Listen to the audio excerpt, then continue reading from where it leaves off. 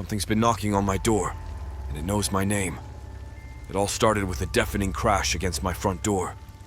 It was 10 p.m., and I was in bed watching, trying to get to sleep. The sound sent me flying out of bed and clambering into my wardrobe, clutching a steak knife I kept hidden in my coat pocket. It wasn't because of anxiety or paranoia. It's because I live in Garland Estates, one of the roughest areas in Bradford, the most dangerous city in Europe. Only the worst kinds of stories are told here. Old ladies stabbed for their groceries, children starving as their parents shoot up, death, desperation, and decay lurking behind every door. Where are the police, you might ask?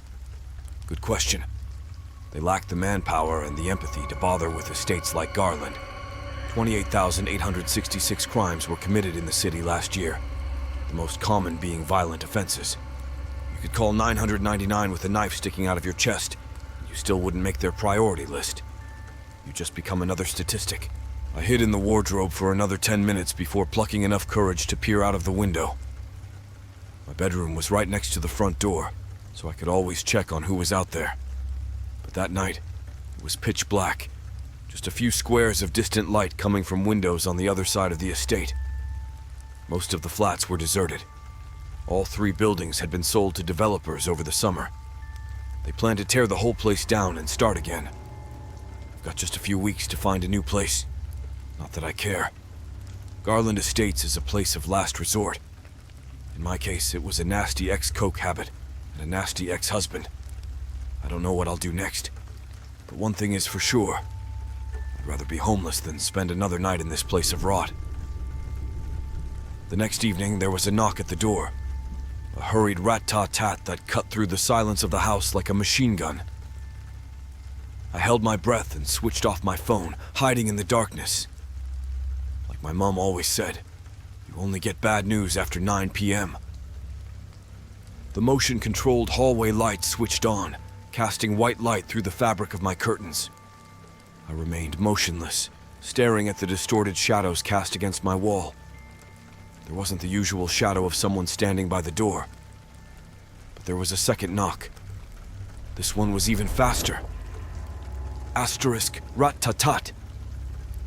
Asterisk. I pulled the duvet over my head, crushing it against my face. Maybe if I tried hard enough, I'd disappear. The hallway light switched back off, and I thought maybe I had. Total darkness.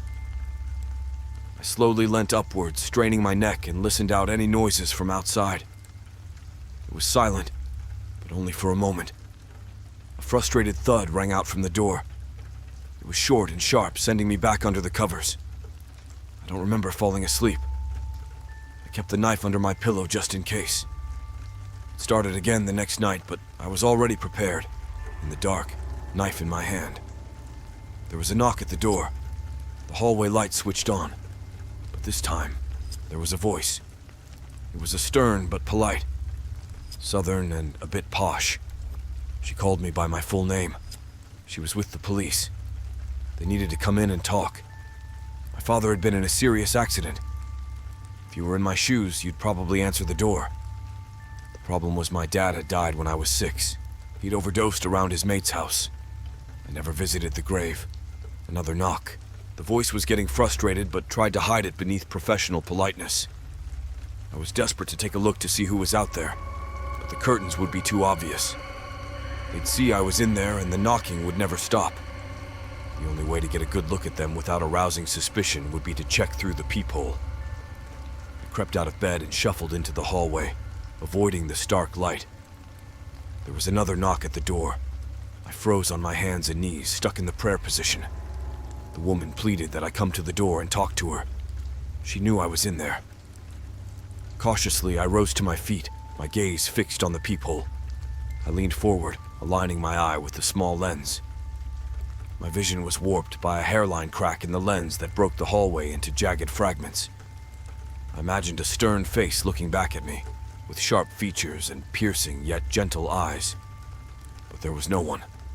The hallway was completely deserted, except for a single leaf blowing in the breeze. I prayed that the police officer had just given up and left, that there was an answer to all this. For the rest of the night, I sat bolt upright, gently running the jagged blades of the streak knife across my knuckles. The occasional thud against the door kept me awake until the morning.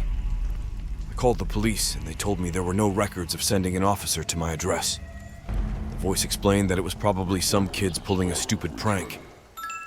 I furiously disagreed, demanding they send someone out. The voice let out a long and hopeless sigh, and I threw the phone against the wall. When the knocking came again, I screamed at it to leave me alone.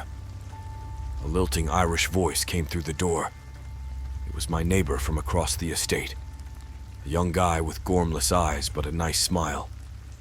We'd spoken a few times in the battered lift on the way to work, chatting about the weather and the sorry state of the place. His voice was high-pitched, anxious. He apologized for calling on me so late, but someone had been knocking at his door for the past few nights, and he wanted to know if it had also happened to me. I crept into the hallway and, against my better judgment, told him that I had. He thanked God, told me that he'd tried calling the police, but they'd fobbed him off. I felt a rush of relief, maybe, just maybe I wasn't going crazy, or at least I wouldn't be alone in my insanity. He asked if he could come inside so we could make a plan together. But when I looked through the peephole, all I saw was black. My stomach dropped.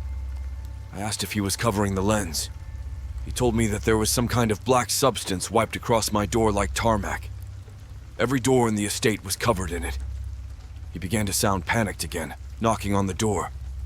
He called out my name, begging to be let in, convinced that something was out there with him, moving in the shadows. His voice cracked with desperation, but something didn't add up. As hard as I tried, I didn't remember ever telling him my name. I left him begging at the door and crept back into my bedroom. I crawled to the curtains and gently pulled them aside, desperate to see my lanky, lovable neighbor standing outside. But under the flicking fluorescent light of the hallway, there was nothing. The light switched off with a click, plunging me into darkness. 3 loud slams rattled my front door. 1, 2, 3. Then silence. When the sun rose the next day, I knew I wouldn't be able to leave the house. I couldn't trust the outside. Between the hours of sleepless nights and the adrenaline pumping through my veins, my reality was crumbling before my eyes. I shuffled around my dingy flat in a dissociated state, deciding whether it really was daytime or if I was going insane. I accidentally poured boiling water over my hand while trying to me a cup of tea. It took a few seconds for me to notice, and by then, it was too late. Bloated blisters erupted across the top of my hand, yellow and full of pus. As I stared down at the mess, a numbness settled over me, not just in my boiled skin, but deep within. The smashed remains of my phone ruled out any chance of calling the police. Even if I could call them, would I dare answer? How could I know it was really them? Whatever was knocking at my door had to die. At least it would prove that there was something at my door. My blade flew through the air as I toppled out into the hallway. I slammed into the floor, crushing my blistered hand under my chest. The knife slipped, and its jagged metal ran through the soft flesh beneath my collarbone. The side of my head impacted the concrete, and I crumpled into a heap in the middle of the hallway. My entire body erupted in pain. I screamed as the light switched on, and the mess I had made was bathed in white light. The hallway was barren. The only sound was the whistling of the wind and my screams turning hoarse by the second. Even if someone did hear me, they were probably too terrified to come up to see. I rolled backwards, pushing myself back into the doorway. I kicked the door shut. The entire time I stared down at the knife sticking out my chest. I've locked myself in my bedroom. My duvet is stained with blood and pus. I haven't stopped crying. It's not because of the pain. It's not because there wasn't anything there. Because there was something. I just couldn't see it. When I opened the door, I'd let it in. Now it's knocking on my bedroom door, begging to come closer.